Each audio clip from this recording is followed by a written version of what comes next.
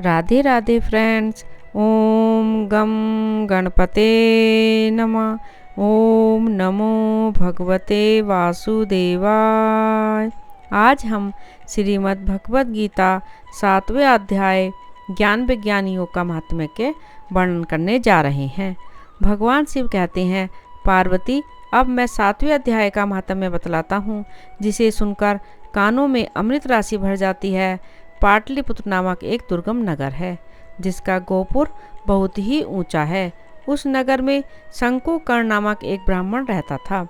उसने वैश्य वृत्ति का आश्रय लेकर बहुत धन कमाया, किंतु न तो कभी पितरों का तर्पण किया और न देवताओं का ही पूजन किया। वह धनोपार्जन में तत्पर होकर राजाओं को ही भोज दिया करता था। एक समय की बात है, उस ब्राह्मण ने अपना चौथा विवाह करने के लिए पुत्रों और बंधुओं के साथ यात्रा की। मार्ग में आधी रात के समय जब वह सो रहा था, एक सर्प ने कहीं से आकर उसकी बाह में काट लिया। उसके काटते ही ऐसी अवस्था हो गई कि मणि, मंत्र और औषधि आदि से भी उसके शरीर की रक्षा असाध्य जान पड़ी। तत्पश्चात कुछ ही क्षणों में उसके प्राण पखेरु उड़ गए। फिर बहुत समय के बाद वह प्रेत सर्प योनि में उत्पन्न हुआ।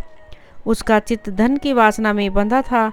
उसने पूर्व वृतांत को स्मरण करके सोचा, मैंने जो घर के बाहर करोड़ों की संख्या में अपना धन गाड़ रखा है, उससे इन पुत्रों को वंचित करके स्वयं ही उसकी रक्षा करूंगा।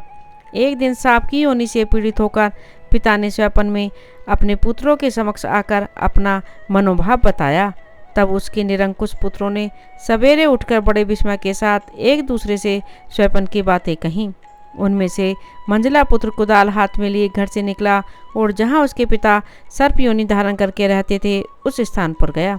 यद्यपि उसे धन के स्थान का ठीक ठीक पता नहीं था, तो भी उसने चिन्हों से उसका ठीक निश्चय कर लिया और लो बुद्धि से वहां पहुंचकर बावी को खोदना आरंभ किया। तब उस बावी से बड़ा भयानक सांप प्रकट हुआ और बोला, ओ मूढ़, तू कौन है? किस लिए आया है? क्यों बिल खोद रहा है? अथवा किसने तुझे भेजा है? ये सारी बातें मेरे सामने बता। पुत्र बोला, मैं आपका पुत्र हूँ, मेरा नाम शिव है।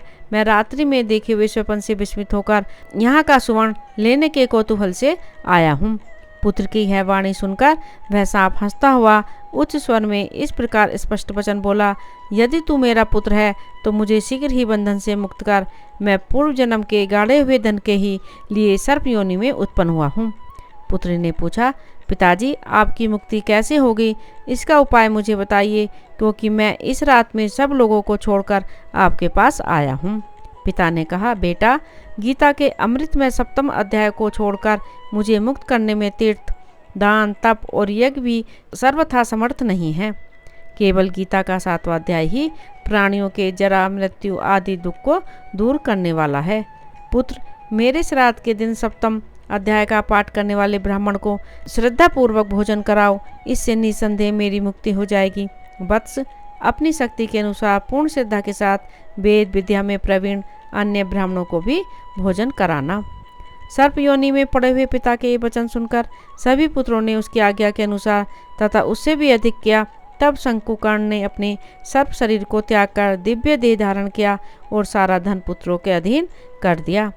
पिता ने करोड़ों की संख्या में जो धन बांट कर दिया था, उससे भी सदाचारी पुत्र बहुत प्रसन्न हुए। उनकी बुद्धि धर्म में लगी हुई थी, इसलिए उन्होंने बावली, कुआं, पोखर, यज्ञ तथा देव मंदिर के लिए उस धन का उपयोग किया और अन्नशाला भी बनवाई। तत्पश्चात 7वें अध्याय का सदा जप करते हुए उन्होंने मोक्ष प्राप्त किया। पार्वती, यह तुम्हें 7वें अध्याय का महात्म्य बताया गया है, जिसके श्रवण मात्र से मानव सब पातकों से मुक्त हो जाता है।